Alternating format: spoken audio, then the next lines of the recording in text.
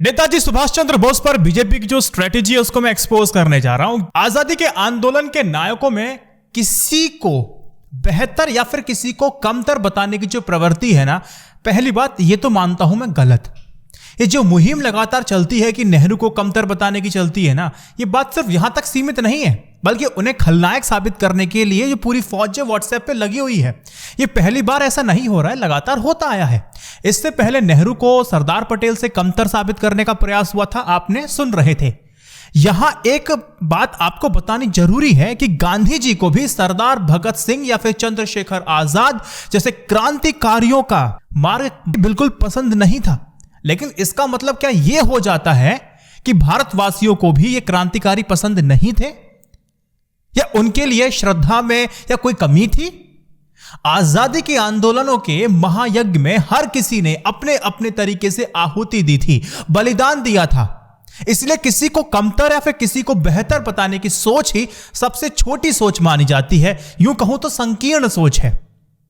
देखो, बात मैं यहां पर नेताजी सुभाष चंद्र बोस की करता हूं और एक बात बताना चाहता हूं। भारत में शायद कोई ही ऐसा व्यक्ति होगा या नागरिक होगा जो नेताजी सुभाष चंद्र बोस की आजादी के आंदोलन में अदा की गई भूमिका को कमतर आंकता हो। आपसे मैं पूछ लेता हूं, भूमिका कम थी क्या? भारत में शायद ही कोई ऐसा आम नागरिक होगा जो नेताजी की मौत की सच्चाई नहीं जानना चाहता। आप जानना चाहते तो कमेंट सेक्शन बताइए, आप भी जानना चाहते होंगे। अगर नेताजी का स्थान देशवासियों के दिल में उतना ऊंचा ना होता तो अब तक की सरकारें ना इस पर रहस्य से पर्दा उठाने का जो इतना दबाव था ना, वो दबाव महसूस नहीं करती। सरकार ने दबाव कैसे महसूस किया पता है? अलग अलग सरकारों को ना दो कमीशन बैठाने पड़े थे, दो कमीशन। या उस महानायक के महान व्यक्तित्व की करिश्मा ही तो है जो इतने सालों बाद भी भारतवासी उनको मृत मानने को तैयार नहीं। मतलब ये कि नेताजी देशवासियों के दिलो दिमाग में अमर है, लेकिन भारतीय जनमानस में नेताजी की जो स्मृति का मतलब महात्मा गांधी या फिर नेहरू के व्यक्तित्व और कृतित्व के बारे में विस्मृति कतई तो नहीं है। आजादी के आंदोलन के नायकों में से किसी को बेहतर और किसी को कमतर बताने की प्रवृत्ति तो ठीक नहीं है ना। नेताजी बहुत अच्छे थे, गांधी जी नहीं थे। नेहरू जी में वो उतनी प्रतिभा नहीं थी जितनी नेताजी सुभाष चंद्र बोस में थी। किसी को बेहतर साबित करना है तो किसी को मतलब इतना तो नीचे ना गिराओ ना। लेकिन देश में ऐसा हो रहा है। नेताजी को कोई भी जो भारतवासी है ना, वो युद्ध अपराधी तो नहीं मान सकता है। अंग्रेज तो सरदार भगत सिंह और राजगुरु जैसे क्रांतिकारियों को आतंकवादी कहते थे, उनको अपराधी मानते थे, वो उनका मैटर है। अंग्रेजों के मानने से भारतवासी अपने नायकों को अपराधी नहीं मान सकते ना, बिल्कुल कॉमन सेंस वाली बात है। वैसे भी जब सेकेंड वर्ल्ड वॉर हुआ था, द्वितीय विश्व युद्ध के समय भी भारत में दो तरह की जो आइडियोलॉजीज थी, विचारधाराएं थी, वो चल रही थी। अच्छा, एक तो विचारधारा उसमें से ये थी कि अंग्रेजों का साथ देने, उनका पक्षधर बनने की। दूसरी थी तटस्थ रहने की। जापान और हिटलर के खिलाफ उस समय जो सैन्य गठबंधन था, जो अलायंस था, उसमें शामिल देशों को मित्र राष्ट्र कहा जाता था। और इसी गठबंधन की जीत भी हुई थी और उसने हिटलर के नाजियों को युद्ध अपराधी घोषित कर उन्हें न्यूरेमबर्ग में ट्रायल चलाया गया था। लेकिन नेताजी सुभाष चंद्र बोस और उनकी जो आजाद हिंद फौज जापान के साथ थी, नेताजी और एडोल्फ हिटलर का एक दूसरे के साथ जो खुला समर्थन था वो प्राप्त था। इसलिए नेताजी को भी युद्ध अपराधी घोषित किया जाना स्वाभाविक था, मानेंगे इस हिसाब से। ब्रिटेन से तो नेताजी से मित्रवत व्यवहार की उम्मीद भी नहीं की जा सकती थी। नेताजी ने आजाद हिंद फौज खड़ी करके अंग्रेजों के खिलाफ जंग छेड़ दी थी। उसी आजाद हिंद फौज की 4 बटालियन में से 3 के नाम महात्मा गांधी, नेहरू और आजाद के नाम पर थी। चौथी बटालियन का नामांकन स्वयं नेताजी के नाम पर किया गया था। लेकिन भारतीय राजनीति के फलक से नेहरू और नेहरू की बेटी इंदिरा के राजनीतिक खानदान का सफाया करने का जो इरादा है ना, वो बिल्कुल नया नहीं है। इस मकसद के लिए पहले हमने देखा कि किस तरह से मेनका गांधी का प्रयोग किया गया। उसके बाद उनके जो बेटे हैं उनका भी इस्तेमाल हो चुका है। और अब सुभाष चंद्र बोस के परिवार को भी सोनिया गांधी और राहुल गांधी की परिवारवादी राजनीति के मुकाबले खड़ा किया जा रहा है। अब आपको पता है मैं ऐसा क्यों कह रहा हूं?